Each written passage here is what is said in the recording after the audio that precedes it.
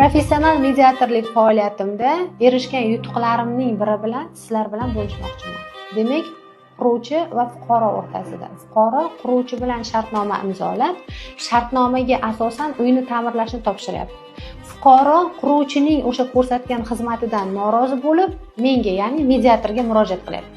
Nima uchun fuqarolar suddan ko'ra mediatorga murojaat qilishni ma'qul ko'radi? Chunki davlat boji, pochta xarajati va sudga borib qatnashni ba'zi fuqarolarimiz sudga ishtirok etishda o'zlarini yo'qotib qo'yishdan qo'rqqanliklari uchun mediator orqali hal qilishni ma'qul ko'rishadi. Ushbu holatda quruvchi va fuqaro o'rtasidagi nizoda eng muhimi vaqt va qo'shimcha xarajatlarni tejalganligi ularga ma'qul bo'ldi. Mediativ kelishuvning maqsadi ham shu. Qo'shimcha ortiqcha daromadlar va vaqtni tejash. Quruvchi va fuqaro o'rtasidagi nizo bir kunda kelishuv asosida hal etildi. Bir kunda qanaqa hal bo'ldi?